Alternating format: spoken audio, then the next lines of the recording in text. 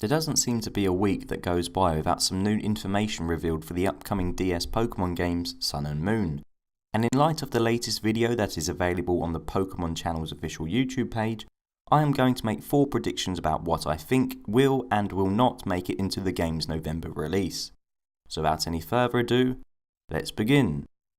Prediction number 1. There will not be more than 100 new Pokemon. Despite taking place in an entirely new region, I feel that Sun and Moon will probably feature around the same number of completely brand new Pokemon as X and Y, which introduced 72 new critters. The obvious reason as to why I believe this is to be the case is due to the inclusion of the Aloha form Pokemon, which are already existing Pokemon with alternate appearances and stats. I believe these Aloha form Pokemon will supplement the new inclusions, meaning we won't be likely to see a ton of new monsters. Personally, I wouldn't be upset in the slightest if this prediction does turn out to be true. Whilst I am of course excited to see what new Pokemon inhabit the Aloha Islands, I also think that the idea of alternate forms for pre-existing Pokemon is a genius move on Nintendo's behalf.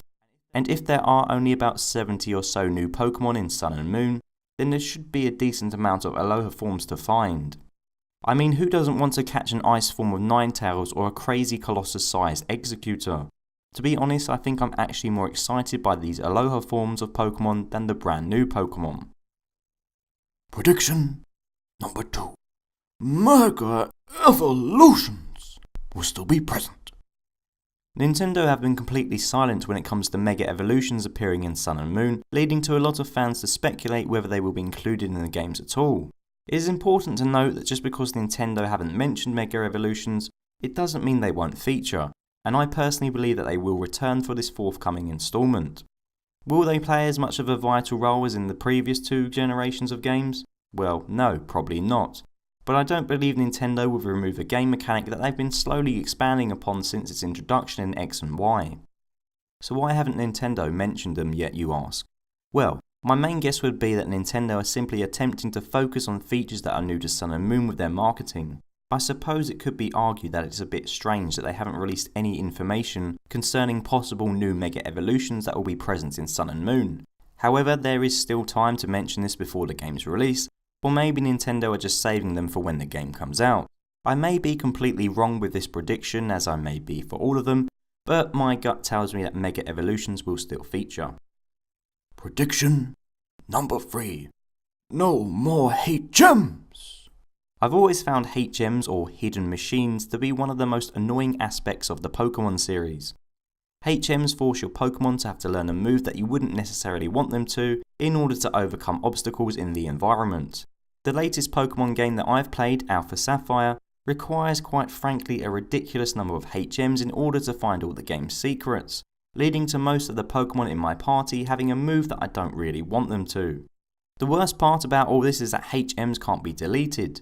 This is done in order to prevent the player from getting stuck in certain areas, which means that my level 100 Rayquaza is stuck with bloody Rock Smash and Strength. Why? These moves are useless.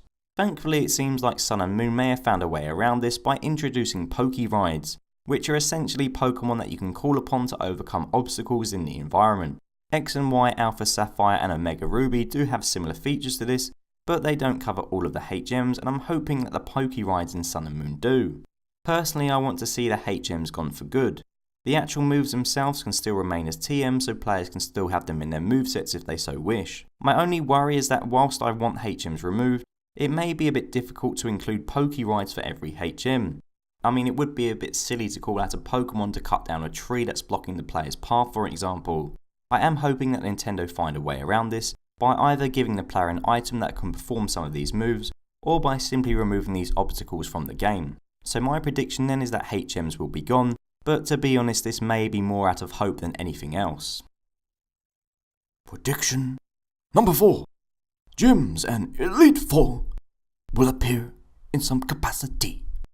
A major criticism of the main games in the Pokemon series is that they are all too similar. The formula has remained pretty much unchanged since the days of Red and Blue, with the player always going on a journey to defeat gym leaders across the region, and then going on to challenge the Elite Four and become the Pokemon champion. Sun and Moon seems to be finally giving this formula a much needed overhaul by requiring the player to progress through various trials in order to achieve their rite of passage. At the moment we know very little about what this actually entails, but most are assuming that this will replace traditional gyms and the Elite Four. I however think that they will still play a role in Sun and Moon. I don't think they will be as prevalent as in previous titles, however nor do I think that they will be removed completely. My money is on facing an Elite Four of some kind after the main quest is complete, or travelling to a completely new area post game and encountering more traditional like gyms. I don't think that gyms in the Elite Four will be part of the main quest line this time around, however I do believe we will see them pop up in the game in some capacity or another. They're such a staple part of the Pokemon series and I just don't see Nintendo removing them completely. So there you have it, my 4 predictions for Pokemon Sun and Moon. They could be and are probably quite likely to be completely wrong.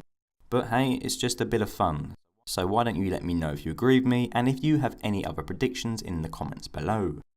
I hope you enjoyed this video, please like, comment, subscribe if you did, and as always, thank you very much for watching.